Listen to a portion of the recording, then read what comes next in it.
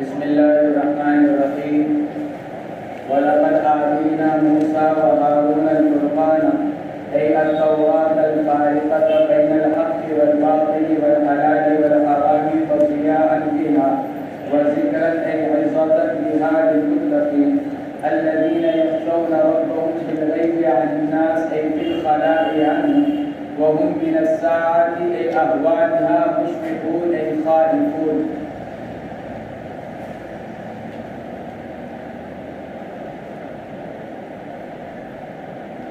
اللہ تبارک و تعالی یہاں سے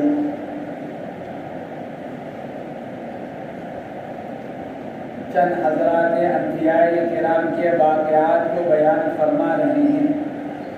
10 انبیاء کرام کے واقعات کو بیان کیے ہیں، کسی کو مجملاً اور کسی کو تھوڑی تفصیل کے ساتھ، اور مقصد انبیاء کرام کے واقعات کے بیان کرنے سے حضور پاک علیہ السلام کو تسلی دینا اور آپ کا حوصلہ بڑھانا ہے کہ دیکھیے یہ حضرات انبیاء کرام بھی گزرے ہیں، ان کی قوموں نے بھی ان کے ساتھ تکذیب کا معاملہ کیا اور پریشانیوں کا معاملہ کیا، ان لوگوں نے صبر کیا اور اپنے تبلیغ رسالت پر جمے رہے. اللہ تبارک و تعالیٰ کی طرف سے ان کے لیے مدد نازل ہوئی اور اللہ نے ان کو سرخرو اور غالب کیا. لہذا آپ بھی صبر فرمائیں، آپ بھی جمے رہیں، تبلیغ رسالت کرتے رہیں، اللہ کی طرف سے آپ کی بھی مدد آئے گی اور آپ بھی غالب اور سرخرو رہیں گی. حضور پاک علیہ السلام کی تسلی کے لیے اللہ نے حضرات انبیاء کرام کے واقعات کو بیان کیا. قاعدہ اللہ تعالیٰ کے عادت شریفہ یہ ہے عام طور سے کہ قرآن پاک میں جب حضور پاک علیہ السلام یا قرآن کا کوئی ذکر آتا ہے تو اللہ اس کے ماں بعد حضرت موسیٰ اور ہارون اور تورات کا ذکر بھی عمومی طور پر فرماتے ہیں. عموماً ہوتا ہے ایسا کہ جب اللہ کے نبی علیہ السلام اور قرآن کا ذکر آیا ہو تو اس کے فوراً بعد حضرت موسیٰ اور حضرت ہارون اور قرآن پاک کا عموماً اللہ تبارک و تعالیٰ ذکر فرماتے ہیں. یہاں پر بھی سب سے پہلے حضرت موسیٰ اور حضرت ہارون اور تورات کو بیان فرمایا گیا. یہاں ترتیب کی اگر رعایت رکھی جاتی، جن 10 انبیاء کرام کے واقعات بیان فرمائے ہیں تو ان میں ترتیب کے اعتبار سے تو سب سے پہلے حضرت نوح کا واقعہ آنا چاہیے تھا، اس لیے کہ حضرت آدم علیہ السلام کے بعد سب سے پہلے حضرت نوح ہیں جن کو آدم ثانی بھی کہا جاتا ہے. اس کے بعد حضرت ابراہیم کا واقعہ آنا چاہیے تھا، اس کے بعد حضرت موسیٰ علیہ السلام کا واقعہ آنا چاہیے. لیکن اللہ تبارک و تعالیٰ نے سب سے پہلے سیدنا حضرت موسیٰ اور حضرت ہارون علی نبینا علیہ السلام کے واقعات کو بیان فرمایا. اور اس کی وجہ کیا؟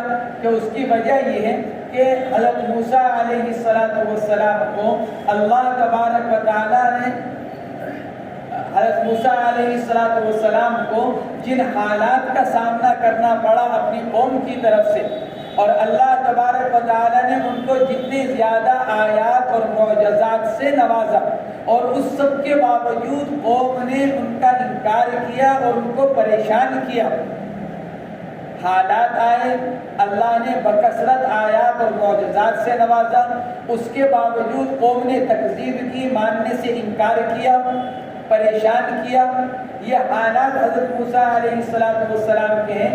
تقریباً یہی تمام احوال حضور پاک علیہ السلام کے ہیں کہ آپ پر حالات آئے، آپ کو بکثرت معجزات دیے گئے جیسے حضرت موسیٰ علیہ السلام کو دیے گئے.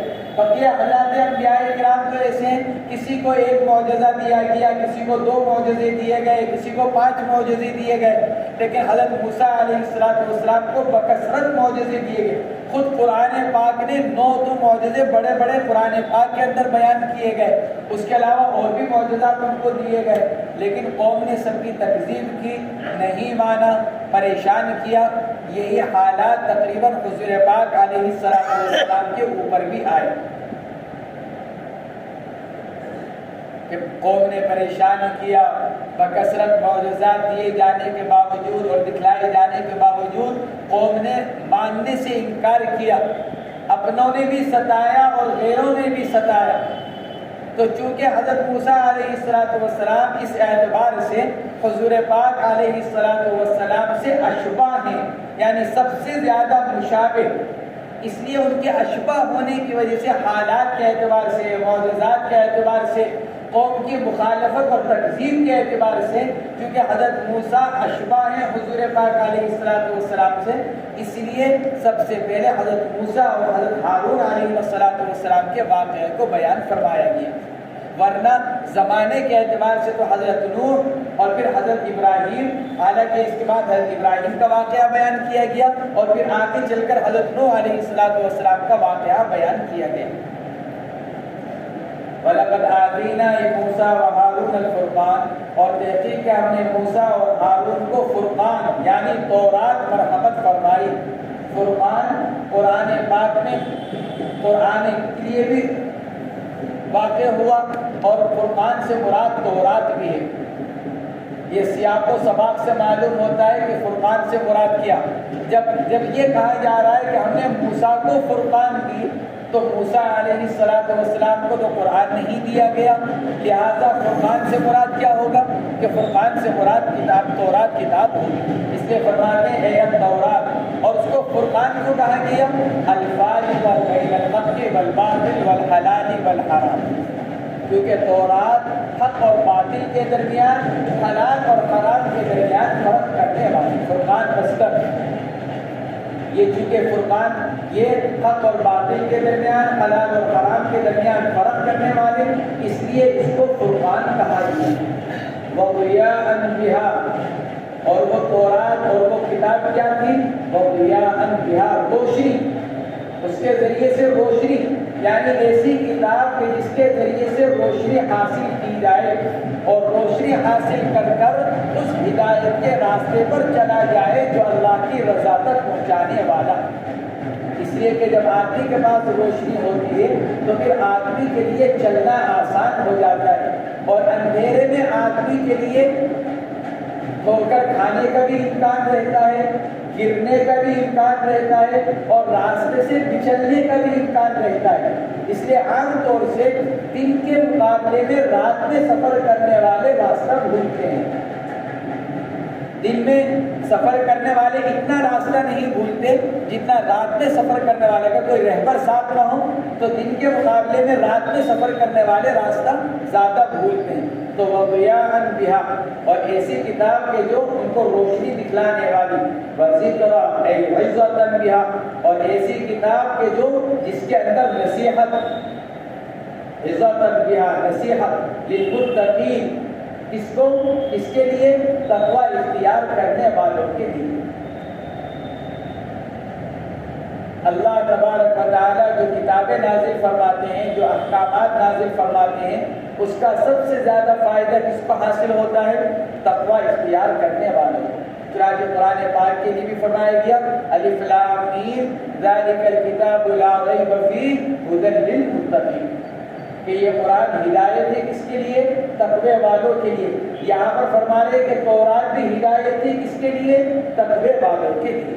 جس طرح قرآن تقوی والوں کے لیے، اسی طرح اس سے پہلے تورات بھی تقوی والوں کے لیے نازل کی گئی۔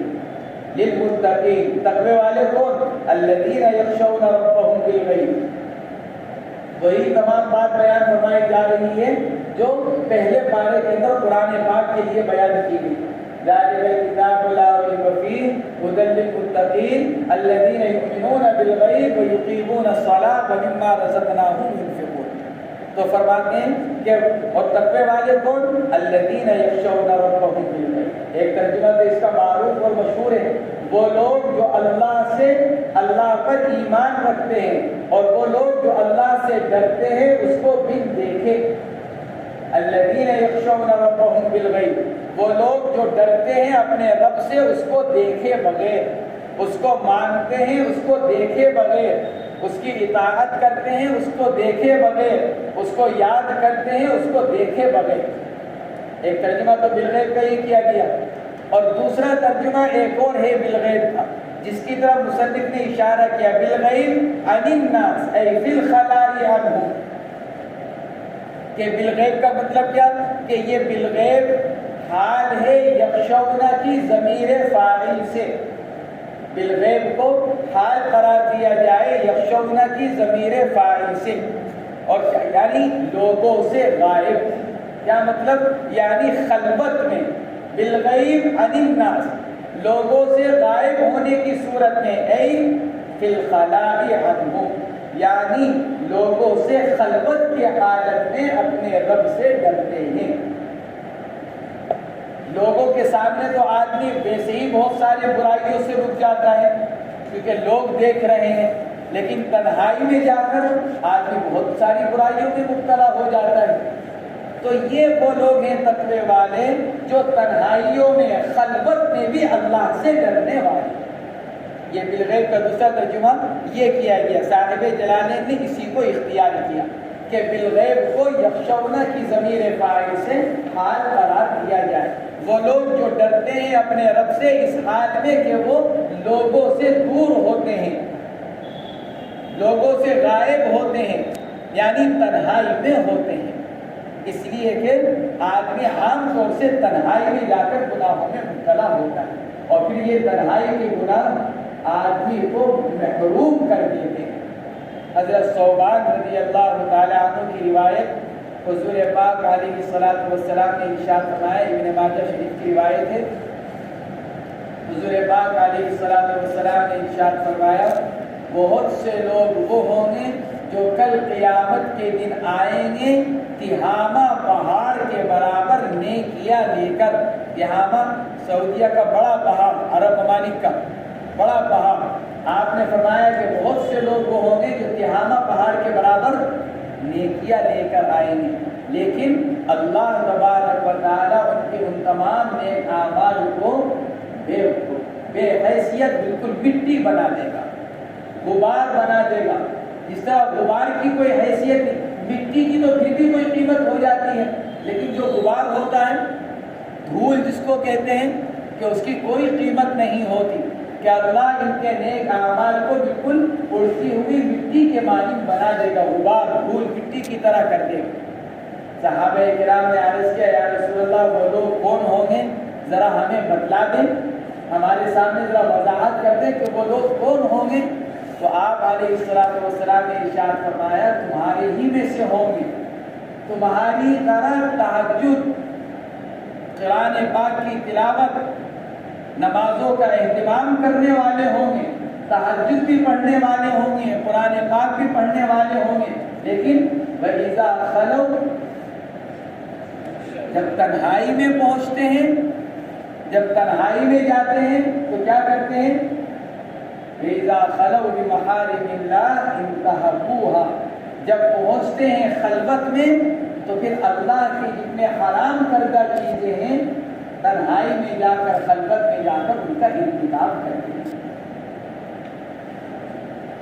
جماعت کے ساتھ نماز پڑھ رہے ہیں، مسجد میں بیٹھ کر قرآن پاک کی تلاوت کر رہے ہیں، جماعت میں جا کر گشت کر رہے ہیں، 3 دن لگا رہے ہیں، چلا لگا رہے ہیں، لیکن عادت کہیں کی ہے جب بستر پر پہنچتے ہیں تنہائی میں، کمرے میں جاتے ہیں اکیلے میں، تو پھر وہاں جا کر گناہوں میں مبتلا ہو جاتے ہیں. جلوت میں نیکیاں ہی نیکیاں. لوگ کہتے ہیں کہ جی بڑے پرہیزگار ہیں، بڑے عبادت گزار ہیں، بڑے تہجد گزار ہیں، با جماعت نماز کا اہتمام کرنے والے ہیں، اجی پابندی کے ساتھ قرآن پاک کی تلاوت کرنے والے، اجی بڑے اہتمام سے ہفتے کے دونوں گشت کرنے والے، لیکن تنہائی میں گناہ کرنے والے. تو یہ تنہائی کے گناہ، خلوت کے یہ گناہ جلوت کے ان تمام نیکیوں کو ختم کر دیتے ہیں. اسی کو قرآن کہہ رہا ہے الذین یخشون ربهم بالغیب، تقوی والے وہ ہیں جو تنہائیوں میں بھی اپنے رب سے ڈرتے ہیں، یعنی گناہوں سے بچنے والے. وَهُمْ مِنَ السَّاعَةِ مُشْفِقُونَ، اور وہ لوگ قیامت سے، یعنی قیامت کے ہولناکیوں سے، الساعہ اے احوال الساعہ، قیامت سے یعنی قیامت کے احوال سے، قیامت کے احوال سے، احوال اور احوال دونوں سے کیا کرنے والے ہیں؟ مشفقون اے خائفون، ڈرنے والے.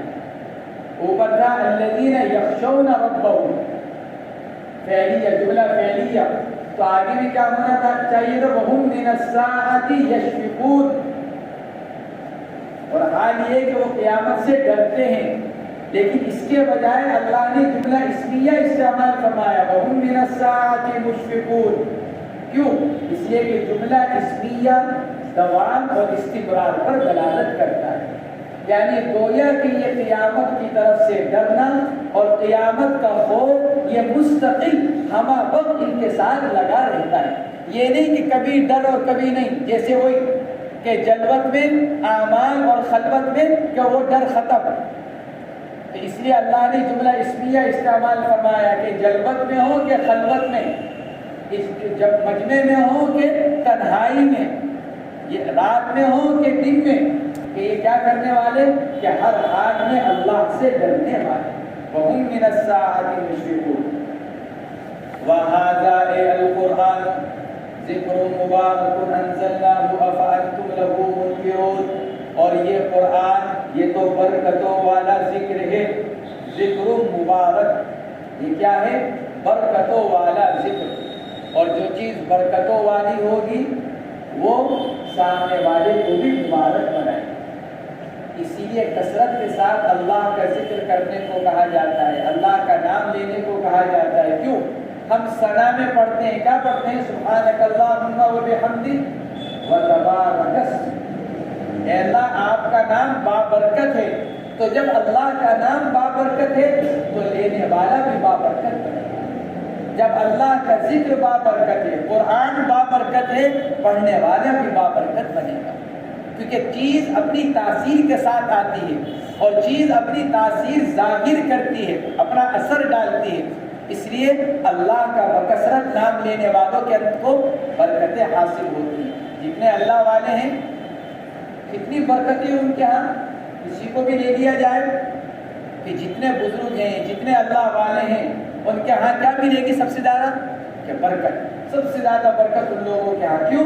کیونکہ کثرت سے اللہ کو یاد کرنے والے، ہر وقت اللہ کا استحضار، ہر وقت اللہ کو یاد کرنے والے، تو پھر اللہ کے نام کی برکت سے زندگی میں برکت۔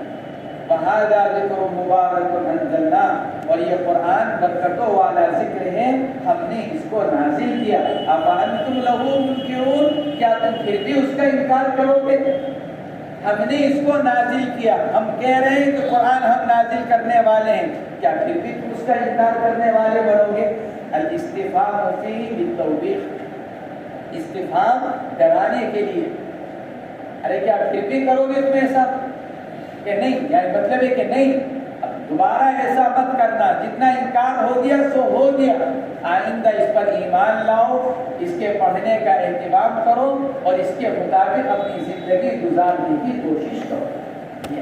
أَفَأَنتُمْ لَهُ مُنكِرُونَ وَلَقَدْ آتَيْنَا إِبْرَاهِيمَ رُشْدَهُ مِنْ قَبْلُ أَيْ هَدَاهُ قَبْلَ بُلُوغِهِ وَكُنَّا بِهِ عَالِمِينَ أَيْ بِأَنَّهُ أَهْلٌ لِذَلِكَ، اور ہم دے چکے ہیں ابراہیم علیہ السلام کو ہدایت اس سے پہلے، وَلَقَدْ آتَيْنَا إِبْرَاهِيمَ رُشْدَهُ مِنْ قَبْلُ، اور ہم ابراہیم علیہ السلام کو اس سے پہلے ہدایت دے چکے ہیں، من قبل ظرف زمان مقطوع الاضافت، اور قاعدہ ہے کہ ظرف زمان جب مقطوع الاضافہ ہو تو مبنی پر ضمہ ہوتا ہے، اس لیے قبلو کے اوپر ضمہ ہے، ورنہ من قبلی ہوتا، من حرف جر تو من قبلی ہوتا، وَلَقَدْ آتَيْنَا إِبْرَاهِيمَ رُشْدَهُ من قبلی، لیکن چونکہ قاعدہ یہ ہے کہ ظرف زمان جب مقطوع الاضافت ہو تو مبنی پر ضمہ ہوتا ہے، اس لیے من قبل، وَكُنَّا بِهِ عَالِمِينَ، قبل کے مضاف الیہ کے اندر دو احتمال ہیں، ایک مصنف نے بیان کیا، دو احتمال، پہلا احتمال کیا من قبل اے من قبل البلوغ، ہم ابراہیم علیہ السلام کو ہدایت اور سمجھ دے چکے تھے بلوغ سے پہلے ہی، بچپنے سے ہی ہم نے ان کو سمجھداری دے دی تھی، مصنف نے اسی کی طرف اشارہ کیا، اے ہداہ قبل بلوغہ، ہم تو ان کو ہدایت دے چکے تھے ان کے بالغ ہونے سے پہلے. من قبل کا ایک ترجمہ تو یہ کہ اس کا جو مضاف الیہ جو محذوف ہے وہ کیا؟ بلوغ. من قبل بلوغہ، ان کے بالغ ہونے سے پہلے. اس صورت میں رشد سے مراد کیا ہوگا؟ دین و دنیا کی بھلائی، سمجھ. رشد سے مراد سمجھ. ہم ان کو سمجھ دے چکے تھے ان کو بالغ ہونے سے پہلے. چنانچہ نبوت سے پہلے ہی ان کا مناظرہ ہوا اپنی قوم کے ساتھ، اور وہ قرآن پاک نے 7ویں پارے کے اندر ان کو بیان فرمایا. ابراہیم علیہ السلام نے اللہ کے وحدانیت کے اوپر استدلال کیا تھا. کس سے؟ چاند، سورج اور ستاروں کے ذریعے سے. وَكَذَلِكَ نُرِي إِبْرَاهِيمَ مَلَكُوتَ السَّمَاوَاتِ فَلَمَّا رَأَى الشَّمْسَ بَازِغَةً قَالَ هَذَا رَبِّي هَذَا أَكْبَرُ فَلَمَّا أَفَلَتْ قَالَ يَا قَوْمِ إِنِّي بَرِيءٌ مِّنكُم مِّمَّا تُشْرِكُونَ. یہ اللہ نے واقعہ تفصیل کے ساتھ بیان فرمایا. ستارے نکلے تو کیا فرمایا، پھر چاند نکلا تو کیا فرمایا، پھر سورج نکلا تو کیا فرمایا، اور پھر اس سے استدلال کیا کس پر؟ اللہ کی وحدانیت، اللہ کی توحید پر. یہ ان کی سمجھداری کی بات تھی. تو قبل کا مضاف الیہ بلوغ، اسی کو مصنف نے اختیار کیا ہے ہداہ قبل بلوغہ. اور دوسرا قول یہ ہے کہ قبل کا مضاف الیہ من قبل ای من قبل ہارون و موسیٰ، کیونکہ اوپر کس کا ذکر آیا؟ حضرت موسیٰ اور حضرت ہارون کا. اور حضرت ابراہیم کب ہیں؟ حضرت موسیٰ اور حضرت ہارون سے پہلے. حضرت ابراہیم ان سے پہلے ہیں. تو وَلَقَدْ آتَيْنَا إِبْرَاهِيمَ رُشْدَهُ مِنْ قَبْلُ أَيْ مِنْ قَبْلِ هَارُونَ وَمُوسَىٰ. اور ہم ہارون اور موسیٰ سے پہلے اس صورت میں اگر قبل کا مضاف الیہ ہارون اور موسیٰ کو قرار دیا جائے تو پھر اس صورت میں رشد سے مراد ہوگی نبوت اور رسالت. ہم نے ہارون اور موسیٰ کو کتاب پر حمد فرمائی ہے نا. وَلَقَدْ آتَيْنَا مُوسَىٰ وَهَارُونَ الْفُرْقَانَ. ہم نے موسیٰ اور ہارون کو کتاب دی، اور موسیٰ اور ہارون سے پہلے ہم ابراہیم کو بھی کیا دے چکے ہیں. پھر اس صورت میں رشد سے مراد ہوگی نبوت اور رسالت. اور ہم ہارون اور موسیٰ سے پہلے ابراہیم کو بھی نبوت اور رسالت دے چکے ہیں. جس طرح ہم نے موسیٰ اور ہارون کو نبی بنایا، رسول بنایا، اسی طرح ہم ان سے پہلے ابراہیم کو بھی رسول بنا چکے ہیں. اگر قبل کا مضاف الیہ بلوغ تو رشد سے مراد سمجھ، اور اگر قبل کا مضاف الیہ موسیٰ اور ہارون تو پھر رشد کے معنی نبوت اور رسالت. وَكُنَّا بِهِ عَالِمِينَ. اور ہم تو تھے موسیٰ کو پہلے سے ہی ہم تو تھے ابراہیم کو پہلے سے ہی جاننے والے. وَكُنَّا بِهِ عَالِمِينَ أي بِأَنَّهُ أَهْلٌ لِذَلِكَ. ہم تو پہلے سے جانتے تھے کہ ابراہیم رسالت کے قابل ہیں. وَكُنَّا بِهِ عَالِمِينَ. ہم جانتے تھے ابراہیم کو. کیا جانتے تھے؟ أي بِأَنَّهُ أَهْلٌ لِذَلِكَ. ہم ان کو بچپنے سے جانتے تھے، اس سے بھی پہلے سے جانتے تھے کہ ابراہیم رسالت کے لائق ہیں، رسالت کے اہلیت رکھتے ہیں. اذ قال لأبيه وقومه ما هذه التماثيل التي أنتم لها عاكفون. جس وقت یہ فرمایا تھا ابراہیم علیہ السلام نے اپنے باپ اور اپنی قوم سے، باپ کے بارے میں تفصیل ماقبل میں گزر چکی ہے ابراہیم کی کہ آزر یہ تار دونوں قول ہیں باپ کے بارے میں کہ نام کیا تھا. بعض نے لکھا ہے کہ آزر چچا تھا، اور بعض نے لکھا ہے کہ نہیں آزر باپ تھا. پھر اس کے اندر اختلاف ہے کہ آزر حقیقی نام ہے یا وصفی نام ہے. تو ایک قول یہ کہ آزر ہی نام ہے، اور دوسرا قول یہ کہ تارت نام ہے اور آزر ان کا لقب، ان کی کنیت ہے. تفصیل اس کے ماقبل میں گزر چکی ہے. تو اذ قال لأبيه وقومه، جس وقت یہ فرمایا تھا انہوں نے اپنے باپ سے اور اپنی قوم سے، ما هذه التماثيل، ارے بھئی کیا ہے یہ بت؟ تماثیل جمع تمثال کی، مجسمہ. اس لیے فرماتے ہیں اے الاصنام. 72 بت تھے بنے ہوئے جو بت خانے میں رکھے ہوئے تھے. قوم کا جو بت خانہ تھا، عبادت خانہ، وہاں 72 بت، بعض اس میں سے مٹی کے، بعض پکے، بعض کچے، بعض سونے کے، بعض چاندی کے، اور جو سب سے بڑا بت تھا وہ مکمل سونے کا بنا ہوا، اور آنکھوں کی جگہ اس کے ہیرے لگے ہوئے تھے. سب سے بڑا بت، اور وہ دروازے کے بالکل قریب سب سے پہلے سب سے بڑا بت، پھر اس کے بعد اس سے چھوٹا، پھر اس کے بعد اس سے چھوٹا، اس طرح 72 بت رکھے ہوئے تھے۔ اور ابراہیم نے فرمایا ما هذه تماثیل، ارے بھائی کیا ہے یہ بت؟ اے الاصنام التی انتم لها عاکفون، کہ جن کی عبادت پر تم جمے ہوئے ہو، انتم لہا، جن کے اوپر تم جمے ہوئے ہو، انتم لہا عاکفون، کہ تم ان کے لیے جمے ہوئے ہو۔ عبادت کا لفظ نہیں استعمال فرمایا، کیوں؟ بطور تحقیر کے، اس لیے کہ عبادت کے لائق تو صرف اللہ تبارک و تعالیٰ کی ذات عالی ہے۔ ارے بھائی یہ بت کیا ہیں جن کے اوپر تم جمے ہوئے ہو، جن کے سامنے کھڑے رہتے ہو تم جا کر، انتم لہا عاکفون، جن کے لیے کھڑے رہتے ہو، لہا، جن کے لیے تم کھڑے رہتے ہو۔ چنانچہ لوگ جاتے ہیں اللہ کو نہ ماننے والے اور گھنٹوں کے حساب سے کھڑے رہتے ہیں ہاتھ باندھے ہوئے اور اس کو پکارتے رہتے ہیں، انتم لہا عاکفون اے علی عبادتھا مقیم، یعنی اس کی عبادت پر قائم ہو، جمے ہوئے ہو۔ قالوا وجدنا آباءنا لها عابدین، حضرت ابراہیم نے پوچھا تھا کیوں ان کی عبادت کرتے ہو، یہ تمہیں کیا فائدہ دیتے ہیں؟ تو اس کے بجائے چونکہ دلیل نہیں تھی کوئی غیر اللہ کے عبادت پر اور غیر اللہ کی پوجا کرنے پر، ان کے پاس کوئی عقلی اور نقلی دلیل نہیں تھی، اس لیے کیا کیا؟ قالوا وجدنا آباءنا لها عابدین، ہمیں نہیں پتا، ہم نے تو اپنے باپ دادا کو ان کو پوجتے ہوئے دیکھا، بس کیوں پوجتے ہیں، کیا نفع نقصان ہے ان کا، ہم نہیں جانتے۔ وجدنا آباءنا لها عابدین، ہم نے تو پایا ہے اپنے باپ دادا کو ان کی عبادت کرتے ہوئے، فاقتدینا بہم، ہم تو اپنے باپ دادا کی اقتدا کر رہے ہیں، ہم تو ان کے نقش قدم پر چل رہے ہیں۔ قال لهم لقد كنتم انتم وآباؤكم لعبادتها في ضلال بين، حضرت ابراہیم علیہ السلام نے ان سے فرمایا کہ تحقیق کہ تم بھی اور تمہارے باپ دادا بھی ان بتوں کی عبادت کرنے کی وجہ سے کھلی گمراہی میں پڑے ہوئے ہیں۔ ارے بھائی اتنا تو سوچنا چاہیے کہ ان کی عبادت کرنے سے تم کو کیا مل رہا ہے، کیا یہ تم کو کچھ دے رہے ہیں، تم کو نفع پہنچا رہے ہیں، یا تمہارے اوپر آنے والے کسی ضرر اور نقصان سے تمہاری حفاظت کر رہے ہیں؟ ذرا تمہیں غور و فکر تو کرنا چاہیے۔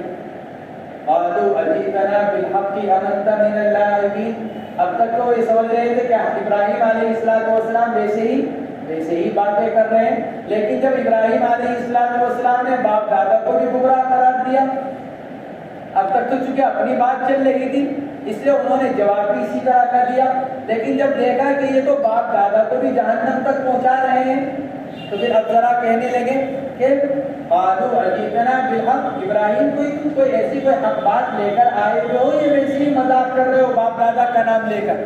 قالوا اجئتنا بالحق فی قولک ھذا، ابراہیم کیا تو لایا ہے ہمارے پاس اپنی اس قول کے بارے میں کوئی دلیل جو تو کہہ رہا ہے کہ ہمارے باپ دادا بھی گمراہ؟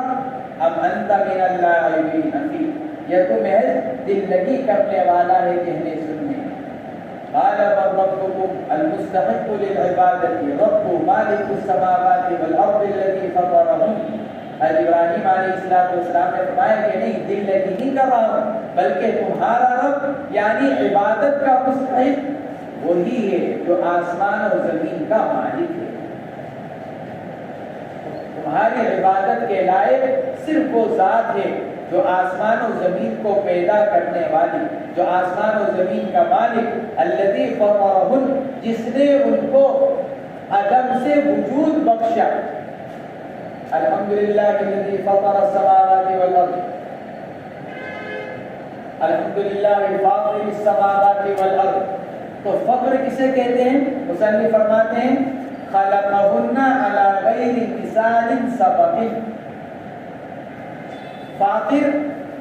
فاطر وہ جو اس طرح پیدا کرنے والا ہو جس کی پہلے مثال نہ ہو، آسمان سے پہلے کوئی آسمان نہیں تھا، اللہ نے آسمان بنایا، پہلے کچھ نہیں تھا، اللہ نے زمین بنائی، انسان نہیں تھا، اللہ نے حضرت آدم کو بنایا، یعنی اس کا کوئی پہلے اس کی کوئی مثال موجود نہیں تھی، بغیر مثال کے بنانا، بغیر گویا کے بغیر نقشے کے بنانا، بغیر سانچے کے بنانا، یہ کہلاتا ہے فطر. فطر یفطر.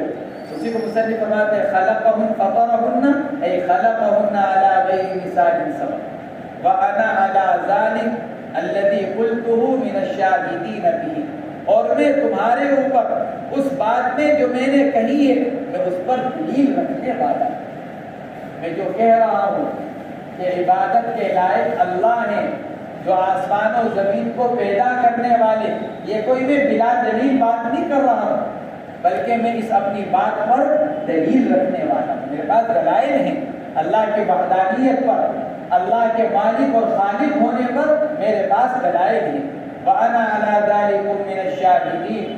شاہد دلیل رکھنے والا، دلیل بیان کرنے والا. وَتَاللَّهِ لَأَكِيدَنَّ أَصْنَامَكُمْ بَعْدَ أَن تُوَلُّوا مُدْبِرِينَ. حضرت ابراہیم علیہ السلام کو ان کے گھر والے میلے میں لے کر گئے. جب وہ میلے کا وقت آیا، چنانچہ آگے مصنف اسی کی طرف اشارہ کر رہے فَجَعَلَهُمْ بعد ذهابهم الى مجتمعهم في يوم عيد لهم. حضرت ابراہیم کو ان کے گھر والے اپنے ساتھ میلے میں لے کر چلے. کچھ دیر چلنے کے بعد حضرت ابراہیم نے اپنی بیماری کا بہانہ بنایا. فقال انی سقیم. 27ویں پارے کے اندر اس کو بیان کیا. حضرت ابراہیم نے کہا کہ مجھے تو کچھ بیماری سی ہو رہی ہے، مجھے تو کچھ تکلیف سی ہو رہی ہے، میرے سے نہیں چلا جا رہا ہے، میں تو گھر واپس جا رہا ہوں. آدھے راستے سے حضرت ابراہیم علیہ السلام نے اپنا عذر بیان کیا، اور یہ عذر بیان کر کر وہ آدھے راستے سے واپس ہوئے. گھر والے آگے چلے گئے، قوم آگے گئی. کچھ لوگ جو کمزور تھے، جو آہستہ آہستہ چل رہے تھے بیچارے، وہ پیچھے پیچھے آ رہے. تو واپس جاتے ہوئے حضرت ابراہیم علیہ السلام کی زبان سے نکلا وَتَاللَّهِ لَأَكِيدَنَّ أَصْنَامَكُمْ بَعْدَ أَن تُوَلُّوا مُدْبِرِينَ. اللہ کی قسم میں ضرور تدبیر کروں گا تمہارے بتوں کے ساتھ تمہارے چلے جانے کے بعد. یہ ابراہیم علیہ السلام کہتے ہوئے گزر رہے تھے، تو جو لوگ کمزور لوگ جو پیچھے رہ گئے تھے انہوں نے حضرت ابراہیم کا یہ جملہ سنا. یہ جملہ ان لوگوں نے سنا. چنانچہ اس کے بعد پھر جب بتوں کے ٹوٹنے کا واقعہ پیش آیا، تحقیقات ہونے لگی کہ کس نے توڑے. قالوا سمعنا فتى يذكرهم يقال له ابراہیم. تو یہ ان لوگوں نے کہا تھا، ان کمزور لوگوں نے قوم کے، جنہوں نے حضرت ابراہیم علیہ السلام کو یہ جملہ کہتے ہوئے سن لیا. تو وَتَاللَّهِ لَأَكِيدَنَّ أَصْنَامَكُمْ. خدا کی قسم ضرور بھی ضرور کروں گا. قید کسے کہتے ہیں؟ لَأَكِيدَنَّ. قید کہا جاتا ہے نقصان پہنچانے کی ایسی خفیہ تدبیر کہ جس کو نقصان پہنچایا جا رہا ہے اس کو احساس نہ ہو، اس کو کہا جاتا ہے قید. مکر، جس کے ساتھ ہم مکر کا معاملہ کر رہے ہیں، قید کا معاملہ یعنی نقصان پہنچانے کا معاملہ، اس طور پر کہ اس کو اس کا احساس اور پتہ نہ چلے. سوال یہاں پر یہ پیدا ہوتا ہے کہ یہ معاملہ کس کے ساتھ کرنا تھا؟ بتوں کے ساتھ. اور بت کیا ہے؟ احساس اور شعور سے خالی. تو پھر قید کے معنی کہاں پائے جا رہے ہیں؟ کیونکہ قید کہتے ہی اس کے کہ اس طرح سے خفیتاً ایسا معاملہ کرنا نقصان پہنچانے کا جو اس کو معلوم نہ ہو سکے. تو اس کو تو ویسے بھی معلوم نہیں ہو سکتا کیونکہ بت ہے، مٹی کا بنا ہوا، اس کے اندر احساس نہیں ہے، شعور نہیں ہے، ادراک نہیں ہے. تو پھر اس کے لیے قید کا لفظ کیوں استعمال کیا گیا؟ تو اس کا ایک جواب یہ دیا گیا کہ چونکہ قوم ابراہیم تو ان کے اندر احساس اور شعور سمجھتی تھی.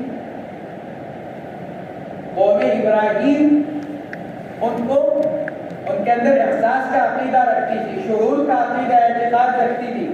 تو ان کے اعتقاد کی رعایت رکھتے ہوئے یہ لفظ قید استعمال کیا گیا. اور دوسرا جواب یہ دیا گیا کہ میں ان بتوں کے ساتھ قید کروں گا یعنی تمہارے ساتھ کروں گا. بت سے مراد کون؟ وہ پوجنے والے جو پوج رہے تھے وہ ان کو مراد لیا گیا. تو وَتَاللَّهِ لَأَكِيدَنَّ أَصْنَامَكُمْ. اللہ کی قسم ضرور بھی ضرور میں خفیہ تدبیر استعمال کروں گا تمہارے بتوں کے ساتھ بعد اس کے کہ تم چلے جاؤ یہاں سے پیٹ پھیر کر. فجعلهم بعد ذهابهم، بس کیا کر دیا ان کو حضرت ابراہیم نے، ہم زمین لوٹ رہی ہے بتوں کی طرف، کر دیا کیا حضرت ابراہیم نے ان کو کب؟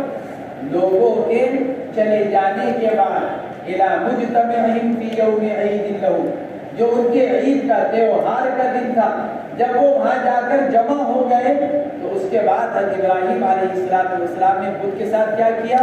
فجعلہم جزازا، کر دیا ان کو ریزہ ریزہ، جزاز۔ مصنف نے دو قرات بیان کی، جزاز جزاز، بضم الجیم و کسر الجیم، جزاز، اگر جیم کا ضمہ ہے تو جمع ہے جزازتن کی، جیم کے ضمے کے ساتھ جزازتن، جیسے زجاج جمع ہے زجاجتن کی بمعنی شیشہ، تو جزاز جمع ہے جزازتن کی۔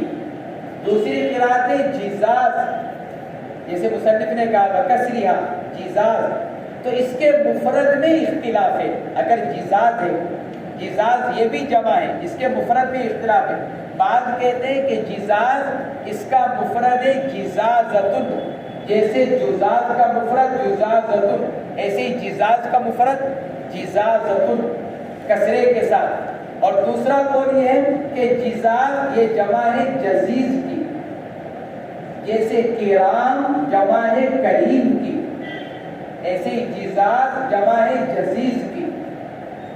اور ایک تیسری قرات بھی ہے جو عبداللہ ابن عباس رضی اللہ تعالی عنہما سے بھی نقل کی گئی، مصنف نے اس کو بیان نہیں کیا، وہ ہے فتحے کے ساتھ جزاز۔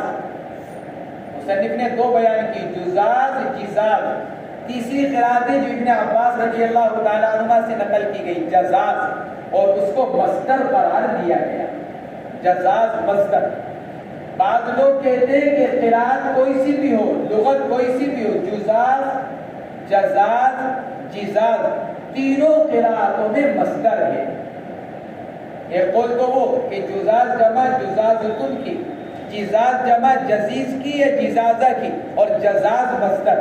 دوسرا قول یہ کہ نہیں، جزاز ہو جزاز ہو جزاز ہو، تینوں صورتوں میں یہ مصدر ہے، جمع نہیں۔ جزاز اور جزاز جمع نہیں ہے بلکہ مصدر ہے، جزاز بھی جزاز بھی اور جزاز بھی۔ اور مصدر والمصدر لا یثنى ولا یجمع ولا یؤنث، مصدر نہ تثنیہ آتا ہے، نہ جمع آتا ہے، نہ مؤنث آتا ہے۔ تو فجعلهم جزازا، جزاز ای فتار، ریزہ ریزہ کر دینا، کہیں سے؟ بفاسی، کلہاڑے سے، فاس کلہاڑا، حضرت ابراہیم نے کلہاڑا لیا اور سب کی گردنیں توڑ کر سب کو ریزہ ریزہ کر دیا، ہاں الا کبیرا لہم، ایک کو چھوڑ دیا، کس کو؟ سب سے بڑے، جو سب سے بڑا بت تھا حضرت ابراہیم علیہ السلام نے اس کو صحیح سالم چھوڑ دیا۔ کیوں چھوڑ دیا؟ تھانوی نور اللہ قدموں نے لکھا ہے کہ سب سے بڑے کو چھوڑ دینا یہ ابتداءً تو ایہام، جب سب سے بڑے کو چھوڑا گیا پوچھا جائے گا ارے بھائی کیا ہوا کیا ہوا، بت نے تو توڑا نہیں ہوگا کیونکہ جانتے ہیں کہ بت کچھ کرنے والا نہیں ہے، کس نے کیا ہوگا؟ بت سے پوچھا جائے پتا چلے گا کہ بت تو بولنے والا ہے نہیں۔ تو ابتداءً تو ایہام کہ پتہ نہیں کس نے کیا، کیوں کیا، اس نے تو نہیں کیا، لیکن انتہاءً الزام، ابتداءً ایہام اور انتہاءً الزام۔ اور مشترک کیا چیز ہے؟ اس بات عجز، جس طرح وہ عاجز جن کو توڑ دیا گیا اس طرح یہ تمہارا بڑا بت بھی عاجز۔ تو ابتداءً ایہام، انتہاءً الزام، اور مشترک کیا چیز؟ اس بات عجز، سب کے عجز کو ثابت کرنا۔ اس لیے حضرت ابراہیم نے بڑے بت کو چھوڑا، ورنہ اور بھی کسی کو چھوڑ کیے، کیونکہ سوال یہ پیدا ہو سکتا ہے، اس سوال کا جواب ہے بڑے ہی تو کیوں چھوڑا، کسی چھوٹے کو بھی چھوڑا جا سکتا تھا۔ تو بڑے کو اس لیے چھوڑا کہ جب سب سے بڑا کچھ نہیں کر سکتا تو یہ چھوٹے کیا کر سکتے ہیں، تو یہ امتحان ایک الزام تھا۔ تو فجعلهم جزازا الا کبیرا لهم، لعلم علق الفاس فی عنقی، اور کیا کر دیا؟ کلہاڑے کو بھی اس کی گردن میں لٹکا دیا، تاکہ دیکھنے سے یہاں کیا ہو کہ شاید اسی نے یہ کام کیا، کیونکہ کوئی قتل ہو جائے اور کوئی آدمی آلہ قتل کے ساتھ پکڑا جائے تو سب سے پہلا خیال کیا ہوگا؟ ایک آدمی مرا پڑا ہے، خون نکل رہا ہے، گردن کٹی ہوئی ہے، لوگ پہنچے تو دیکھا کہ ایک آدمی اور موجود ہے اور اس کے ہاتھ میں چاقو ہے جس سے خون ٹپک رہا ہے، تو سب سے پہلا خیال کیا آئے گا؟ قتل کرنے والا کون ہے؟ جس کے ہاتھ میں آلہ قتل ہے۔ تو یہاں آلہ قتل کس کی گردن میں لٹکا ہوا ہے؟ اس بڑے کی گردن میں، تو سب سے پہلا وہم کیا پیدا ہوگا؟ شاید یہی کرنے والا ہے۔ ابتداء تو یہاں اس کی طرف فعل کی نسبت کا، لیکن امتحان الزام کہ نہیں، خود سمجھ جائیں گے کہ یہ نہیں کر سکتا، تو گویا کہ الزام کہ جب یہ کر نہیں سکتا تو ایک چیز ان کے اوپر حضرت ابراہیم لازم کر رہے ہیں کہ جب یہ نہیں کر سکتا تو پھر ان کی عبادت کیوں کرتے ہیں؟ علق الفاس فی عنقہ لعلہم الیہ ای الکبیر یرجعون، اس لیے تاکہ لوٹیں وہ لوگ اس کی طرف، لعلہم الیہ یرجعون، تاکہ اس کی طرف لوگ رجوع کریں۔ کس کی طرف رجوع کریں؟ الیہ کی ضمیر میں کہ مرجع میں تین قول ہیں، مصنف نے ایک کو بیان کیا، الیہ کی ضمیر کا مرجع مصنف نے ایک بیان کیا، لعلہم الیہ ای الکبیر، کیوں؟ کیونکہ جب کبیر کا علم ثابت ہوگا تو دیگر کا بدل جو اولا علم ثابت ہو جائے گا، یا پھر الیہ کی ضمیر کا مرجع خود حضرت ابراہیم علیہ السلام، لعلہم الیہ ای الی ابراہیم یرجعون، کیوں؟ تاکہ قوم کے پوچھنے پر حضرت ابراہیم اتمام حجت کریں۔